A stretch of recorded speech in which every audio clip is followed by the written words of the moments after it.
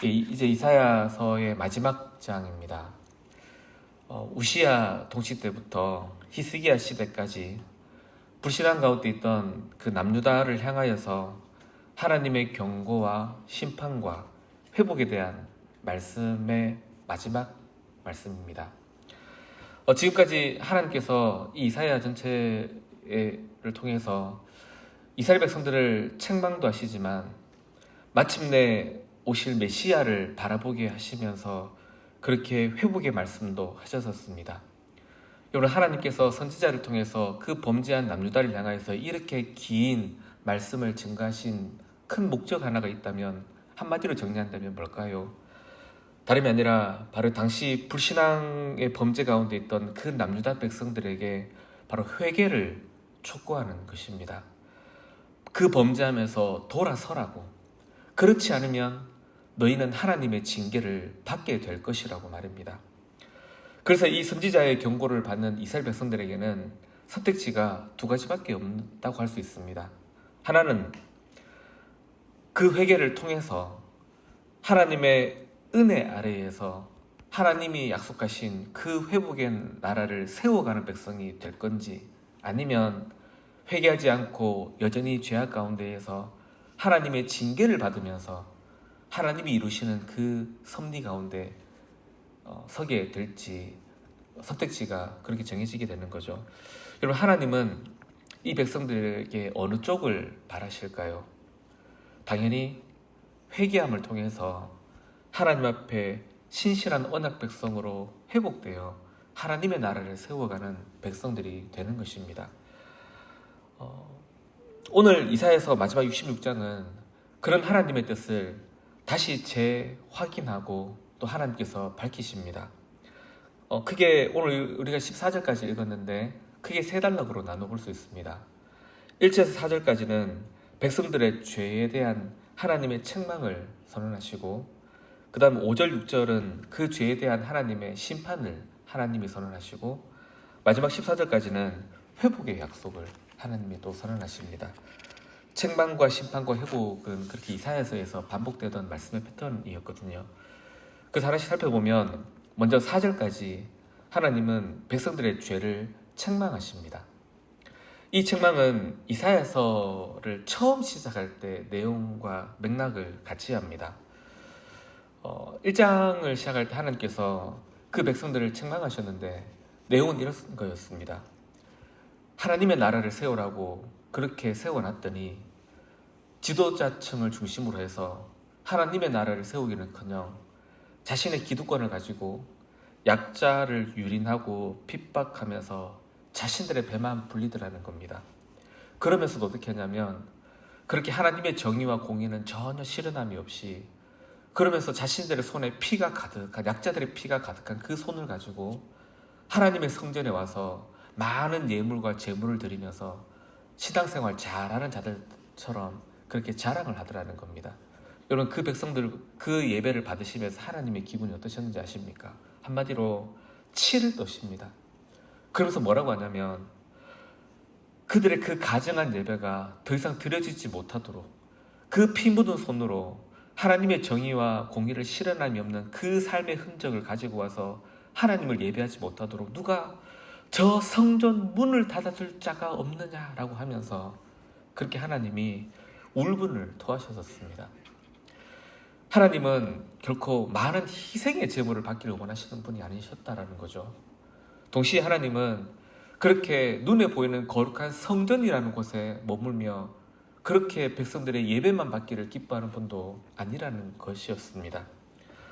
하나님이 원하시는 건 다른 데 있었습니다. 하나님이 정말 백성들에게 원하는 건 그런 것이 아니었습니다. 하나님이 원하시는 건 바로 하나님을 향하여서 신실한 하나님의 은혜를 누리면서 그 하나님의 나라를 실현하는, 그렇게 하나님을 사랑해내는 신실한 언약 백성을 하나님은 원하셨었습니다. 오늘 본문에도 바로 그 내용이 선언됩니다. 4절까지 하나님께서 3절, 4절에서 동일하게 그 백성들의 그런 가증스러운 예배와 죄악들을 고발하시면서요, 하나님이 정말 원하는 게 뭔지 1절, 2절에서 하나님이 먼저 말씀하십니다. 우리 1절, 2절은 같이 한번 다시 읽어보시겠습니다.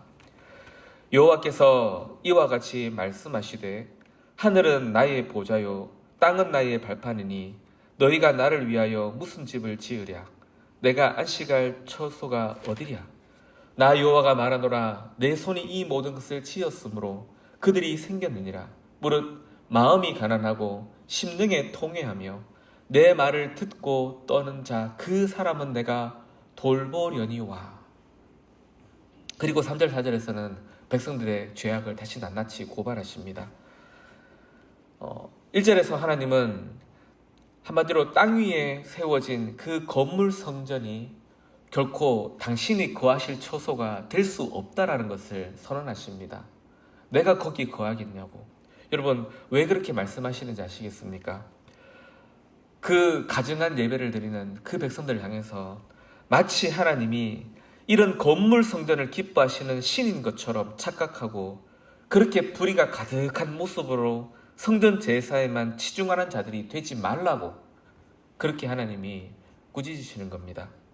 그러면서 하나님께서는 정말 원하시는 게 뭔지 2절에서 밝혀놓으시는 거죠. 하나님이 신실한 언약 백성을 원하십니다. 그 언약 백성을 하나님은 뭐라고 표현하시냐면 2절 후반부에 마음이 가난하고 심령에 통회하며 내 말을 듣고 떠는 그 사람은 내가 돌보려니와 라고 하십니다. 오늘 본문 전체에서 하나님이 찾으시는 그 신실한 언약 백성을 그렇게 부르십니다. 5절에서도 보시면 여호와의 말씀으로 말미암아 떠는 자라고 부르시고 또 10절에서도 예루살렘 성을 위하여 슬퍼하는 자들이라고 부르십니다. 표현이 보면 뭔가 되게 불쌍한 자들처럼 그렇게 표현하시는데 결코 불쌍한 자들이 아닙니다. 마음이 가난하고 심령에 통회하고 하나님의 말씀 앞에 떨면서 예루살렘 성을 바라보며 슬퍼하는 자들, 즉 이 남유다가 범죄함 가운데에서도 그 범죄함에 물들지 않고 하나님을 향한 그 신실함을 지켜가면서 그 어두운 시대 속에서 남은 자가 되어 하나님 앞에 신실하게 서 있는 백성들, 그 죄와 씨름하면서 아파할 줄 알고 말씀에 붙들릴 줄 알고 그렇게 남은 자들을 향하여서 하나님이 그렇게 부르시는 겁니다. 하나님은 바로 그렇게 하나님을 신실하게 의지하며 하나님의 약속의 말씀을 붙들며 하나님의 나라를 찾고 구하는 자들을 하나님은 돌보시겠다라고 그렇게 말씀하십니다. 그런데 이게 단순한 돌봄이 아닙니다. 하나님이 돌보아서 뭐 하시느냐? 장차 하나님께서 반드시 세워내겠다고 하신 그 약속의 나라에, 그 약속의 나라를 하나님은 참여케 하셔서 그 기쁨을 누리게 만드시겠다고 오늘 본문에서 약속하십니다. 7절에서 14절까지가 그 비유적인 묘사를 통해서 그 기쁨의 나라에 하나님이 반드시 이루어낼 거고 그들을 참여시켜 낼 거라고 하나님이 선언하십니다.